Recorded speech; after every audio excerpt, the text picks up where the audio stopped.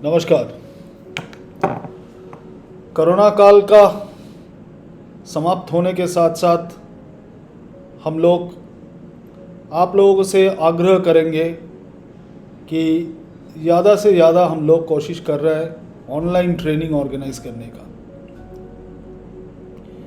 इस online training आज का जो डिजिटल वर्ल्ड है उसमें हम लोग ये सुविधा आप तक पहुंचाना चाहते हैं जिससे आप घर में बैठ के भी ट्रेनिंग अटेंड कर सकते हैं अपना मोबाइल फ़ोन के ज़रिए। ये जो ट्रेनिंग हम लोग ऑर्गेनाइज कर रहे हैं ये ज़्यादा लंबा ट्रेनिंग नहीं है, छोटा छोटा पार्ट है, 15-20 मिनट का सेशन है जो आप जब आपका मन चाहे, जब आपको फुर्सत मिले आप इसको अटेंड कर सकते हैं। हमें विश्वास है कि ये जो प्रयास हम लोग कर रहे हैं इससे आप लोग भी सीख पाएंगे, अपना निजी समय पे सीख पाओगे और इससे आपका फ़ायदा और कंपनी का भी दोनों का ही फ़ायदा होने वाला है। आइए क्यों ना हम लोग हमारा जो टेक्नोलॉजी का सहारा लेके अपना सीखने का आग्रह को हम लोग और भी बढ़ाएं और उससे अपना भी बेनिफिट हो, कंपनी का भी बेनिफिट हो। इससे सबका भलाई है, आपका भी भलाई, कंपनी का भी भलाई और हम लोग ज़्यादा से ज़्यादा डिजिटल प्लेटफॉर्म को इस काम के लिए और भी यूटिलाइज कर सकते हैं। धन्यवाद। नमस्कार दोस्तों, जैसे कि हम टेक्सटाइल में काम कर रहे हैं तो हमको टेक्सटाइल में फाइबर और यान के बारे में थोड़ी सी टेक्निकल जानकारी होना बहुत ज़रूरी है। तो आज का सेशन में हम देखेंगे फाइबर और यान रिलेटेड कुछ जानकारी। तो चालू करते हैं फाइबर से। टेक्सटाइल फाइबर क्या होता है या टेक्सटाइल फाइबर हम किसको कह सकते हैं? टेक्सटाइल में मेनली अपना जो फाइनल प्रोडक्ट रहता है फैब्रिक के लिए चाहिए यान। तो यान बनाने के लिए जो रॉ मटेरियल रहता है उसको बोलते हैं टेक्सटाइल फाइबर। फाइबर मीन्स क्या होता है, जो छोटी छोटी रेशा होती है या छोटे छोटे जो तंतु होते हैं जिससे हम यान बना सकते हैं या कपड़ा बना सकते हैं, उसको हम बोलेंगे टेक्सटाइल फाइबर। आसान भाषा में अगर कहना है तो जैसे लीजिए जो कपास होता है, अगर कपास को हम उसको अलग करेंगे हल्के से तो उसमें से एक छोटी छोटे वाइट रेशा दिखाई देंगे, जैसे अपना बाल होते हैं उस टाइप के जो छोटे छोटे रेशा दिखाई देंगी, तो उसको हम बोलेंगे टेक्सटाइल फाइबर। अगर ये फाइबर को भी थोड़ा डिटेल में जानना है तो इसमें भी एक दो प्रकार होते हैं, एक है नेचुरल फाइबर और दूसरा है man made fibre. Natural fibre मतलब क्या, जो नैसर्गिक रूप से अपने को मिलता है उसको हम बोलेंगे नेचुरल फाइबर। दूसरा जो है मैन मेड फाइबर मतलब क्या, जो इंसान ने बनाया है, जो इंसान ने निर्मित किया है उसको बोलते हैं मैन मेड फाइबर। ये साइड वाला जो अगर चार्ट में आप देखेंगे तो आपको दिखाई देगा कि अगेन नेचुरल फाइबर में भी फिर एक दो प्रकार होते हैं, एक है वेजिटेबल फाइबर, दूसरा है एनिमल फाइबर। वेजिटेबल फाइबर मतलब क्या होता है, जो पेड़ पौधों से अपने को मिलता है उसको हम वेजिटेबल फाइबर बोल सकते हैं। और एनिमल फाइबर, एनिमल मतलब क्या होता है, जानवर। तो जानवर के रूप से कैसे मिलेगा अपने को, जो जानवर के बाल होते हैं तो वो बालों के रूप से जो हम फाइबर लेते हैं और उसका जो यान बनाते हैं या कपड़ा बनाते हैं उसको बोलेंगे एनिमल फाइबर। दूसरा मैन मेड फाइबर में भी अगेन दो प्रकार होते हैं, एक है रीजनरेटेड फाइबर और सिंथेटिक फाइबर। सिंथेटिक फाइबर मतलब क्या है कि केमिकल के द्वारा जो फाइबर्स बनाए जाते हैं या जो यान बनाया जाता है उसको बोलेंगे हम सिंथेटिक फाइबर, जो 100% उसमें केमिकल रहेगा। दूसरा है रीजनरेटेड फाइबर। रीजनरेटेड मतलब क्या होता है, पुनर्निर्मित या पुनर्जीवित हम जिसको बोल सकते हैं। तो इसमें क्या होता है, उसमें कुछ जो फाइबर्स है जो नेचुरल फाइबर में से लिया जाता है, जैसे वुडन के कुछ फाइबर्स है छोटे छोटे, तो वो फाइबर लेके और कुछ केमिकल्स लेके उनको मिक्स करके उसका एक यान बनाया जाता है, उसको बोलते हैं रीजनरेटेड फाइबर। तो चलिए थोड़ा सा और डिटेल में जानकारी लेते हैं। वेजिटेबल जो फाइबर्स होते हैं, वेजिटेबल फाइबर्स में क्या क्या आता है। एक है कॉटन। कॉटन मतलब जिसको हम कपास कहते हैं। तो कपास जो है वो अपने को डायरेक्ट पौधों से मिलता है, इसके लिए ये एक हो गया वेजिटेबल फाइबर। सेकंड है फ्लेक्स, जिसको हम लिनन का फैब्रिक बनाते हैं, तो उसका जो रॉ मटेरियल है वो फ्लेक्स है। वो फ्लेक्स भी एक टाइप का पौधा रहता है, ये भी एक वेजिटेबल फाइबर हो गया। थर्ड है जूट। जूट को हम वेजिटेबल फाइबर बोल सकते हैं। और एक जो क्वायर है, जो नारियल रहता है उसके ऊपर वाला जो रेशा जो हम छिलके निकालते हैं वो जो है, तो ये सब हो गए हैं वेजिटेबल फाइबर जो अपने को निसर्ग से मिलता है। नेचुरल फाइबर में और एक प्रकार रहता है जिसको हम बोलते हैं एनिमल फाइबर्स। एनिमल मतलब क्या होता है? एनिमल मतलब जानवर, जो जानवरों से अपने को मिलता है। तो इसमें कौन कौन से फाइबर आते हैं?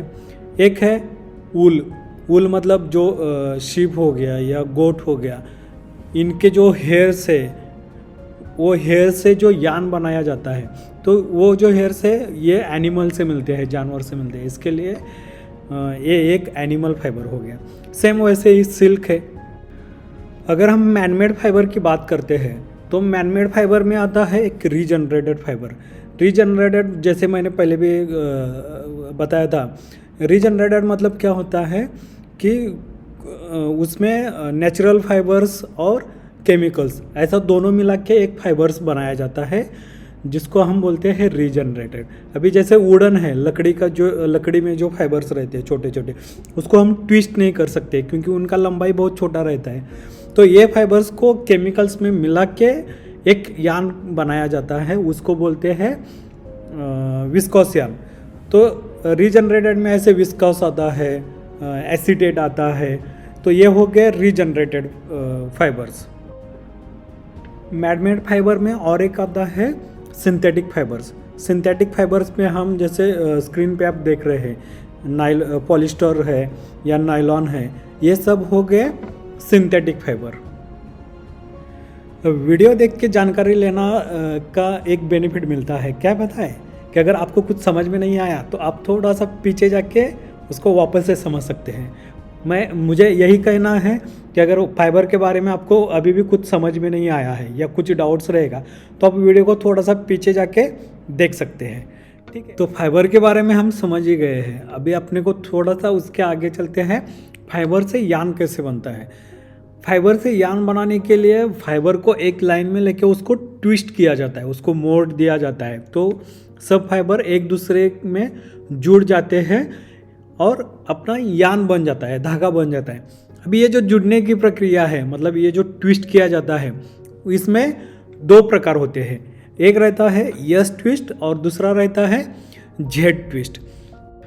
ये जो यस ट्विस्ट रहता है वो क्या होता है? जो फाइबर्स है वो फाइबर्स को घड़ी के दिशा में मोड़ दिया जाता है, जैसे घड़ी चलती है ना उसकी दिशा में मोड़ दिया जाता है, तो वो बन जाता है यस ट्विस्ट।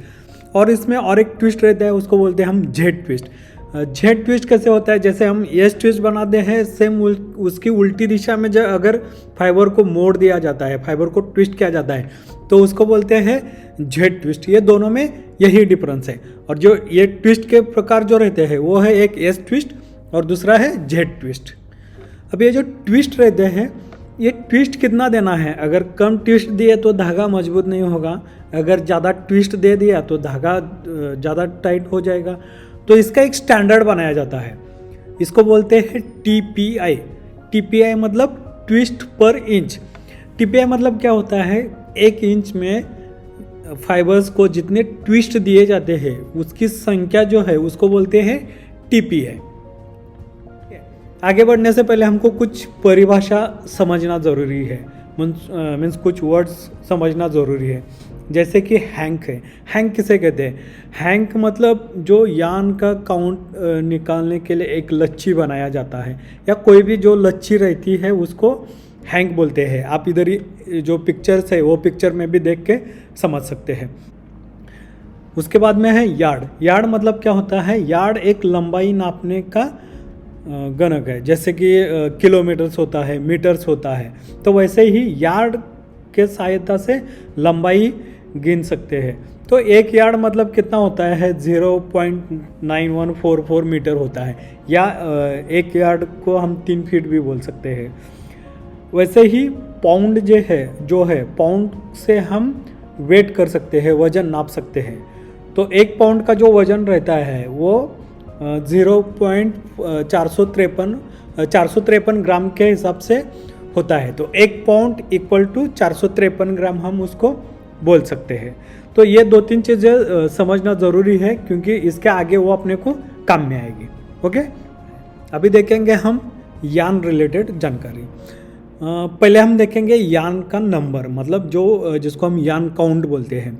तो यह नंबर क्यों दिया जाता है यान को, ताकि उसका नंबर देख के उसका वेट या नंबर, और अगर वेट अपने को पता है तो वो कितना लंबा हो सकता है उसकी हम जानकारी प्राप्त कर सकते हैं। तो यह नंबर कैसे दिया जाता है, यह नंबर देने के भी 2 सिस्टम हैं।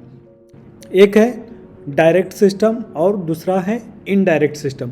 अभी ये 2 अलग अलग सिस्टम्स कैसे होते हैं और ये 2 अलग अलग सिस्टम से कैसे नंबर निकाला जाता है वो देखेंगे। अगर हम इनडायरेक्ट सिस्टम की बात करते हैं तो इसमें अगेन 3 सिस्टम्स आती है, जिसको हम एनई काउंट मतलब न्यू इंग्लिश काउंट सिस्टम जिसको हम बोलते हैं। तो एनई काउंट है, वॉस्टेड काउंट है और ली काउंट है, जो जनरली लिनन यान के लिए यूज़ किया जाता है। तो ये 3 सिस्टम आती हैं इनडायरेक्ट सिस्टम में। अभी जब अगर हम एनई का बात करते हैं तो एनई काउंट कैसे निकालते हैं। एनई काउंट निकालने के लिए क्या करना है, अपने को पहले 840 यार्ड का कुछ हैंक बना के लेना पड़ेगा, और 840 यार्ड का जो हैंक है उसका हम वेट करेंगे 1 पाउंड तक। मतलब 1 पाउंड में 840 यार्ड लंबाई की जितने हैंक आएगी वो हैंक की संख्या को हम बोलेंगे उसका एनई काउंट। चलिए इसको थोड़ा और आसान भाषा में समझते हैं। अगर मान लीजिए किसी यान का अपने को एनई काउंट निकालना है तो क्या करना पड़ेगा, पहले उसके हैंक बनाने पड़ेंगे, ऐसे हैंक बनाने पड़ेंगे। लेकिन ये हैंक की जो लेंथ है वो होनी चाहिए 840 यार्ड। जब अपने को एनई काउंट निकालना है तब 840 यार्ड के ऐसे हैंक बनाएंगे, और 1 पाउंड वजन आने तक ये हैंक उसमें डालते रहेंगे, और जितने हैंक आएगी वो हैंक की संख्या हो गया उसका एनई काउंट। मतलब मान लीजिए 1 पाउंड में अगर 50 हैंक आ गई तो वो यान का एनई काउंट होगा 50। अगर मान लीजिए 1 पाउंड में वो हैंक की संख्या आ गई 60, तो वो यान का एनई काउंट हो गया 60। ये हो गया एनई काउंट। सेम वे में जब अपने को वॉस्टेड काउंट निकालना है, अभी वॉस्टेड किसके लिए, ये काउंट जनरली किसके लिए निकालते हैं, जो वूल का यान रहता है उसके लिए। एनई काउंट यूज़ करते हैं कॉटन यान के लिए, और जो ली यान काउंट सिस्टम है, जो ली वो यूज़ करते हैं हम लिनन यान के लिए। ठीक है, तो वॉस्टेड यान का जब काउंट निकालना है तो उस टाइम में अपने को 560 यार्ड की हैंक लेनी है। एनई में हमने लिया 840 यार्ड की हैंक। वॉस्टेड काउंट अगर निकालना है तो उसमें लेना पड़ेगा अपने को 560 यार्ड की हैंक। तो 560 यार्ड की हैंक की जितनी संख्या 1 पाउंड में होगी वो संख्या को हम बोलेंगे वॉस्टेड काउंट। सेम ऐसे ही जब अपने को ली काउंट निकालना है, ली काउंट के लिए क्या करना पड़ेगा, अपने को जो हैंक बनाएंगे वो हैंक की लेंथ होगी, लंबाई होगी 300 यार्ड। ओके, तो 300 यार्ड की जितनी भी हैंक 1 पाउंड में आएंगी तो वो हैंक की जितनी संख्या बनेगी वो संख्या को बोलेंगे हम ली काउंट। चलिए थोड़ा सा आगे बढ़ते हैं। अभी देखेंगे हम डायरेक्ट सिस्टम। डायरेक्ट सिस्टम में क्या रहता है, डायरेक्ट सिस्टम में यान का लेंथ फिक्स रहता है और लेंथ लेके उसका वेट किया जाता है और उसके ऊपर उसको एक नंबर दिया जाता है। तो ये हो गया डायरेक्ट सिस्टम। डायरेक्ट सिस्टम बहुत आसान है। आपको क्या करना है, किसी भी यान का अगर डायरेक्ट सिस्टम के थ्रू अगर काउंट निकालना है तो क्या कीजिए, आप पर्टिकुलर उसका लेंथ ले लीजिए और उसका वेट कीजिए ग्राम में, तो हो जाएगा उसका काउंट। जितना ग्राम उसका वेट आएगा वो हो गया उसका काउंट। अभी डायरेक्ट सिस्टम में भी क्या है, एक टेक्स काउंट है और एक डेनियर काउंट है।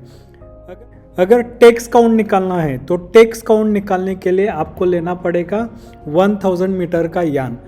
1000 का यान 1000 मीटर का यान लीजिए और उसको वेट कीजिए, उसका जितना ग्राम वेट आएगा वो हो गया उसका टेक्स काउंट। जैसे मान लीजिए 1000 मीटर यान ले लिया और उसका वेट आ गया 20 ग्राम, तो उसका टेक्स काउंट हो गया 20। अगर 30 ग्राम आता है तो उसका टेक्स काउंट हो गया 30। ये बहुत सिंपल है, डायरेक्ट सिस्टम बहुत सिंपल है। ओके, डायरेक्ट सिस्टम में और एक आता है denier count system. Denier count system में क्या करना है, 9000 मीटर का यान लेना है। 9000 मीटर का यान लेके उसका वेट करना है ग्राम में, और जितना ग्राम वेट उसका आएगा वो हो गया उसका डेनियर काउंट। तो डायरेक्ट सिस्टम बहुत आसान है। टेक्स और डेनियर, टेक्स में 1000 मीटर लेना है यान और डेनियर में 9000 मीटर लेना है, इतना ही डिफरेंस है।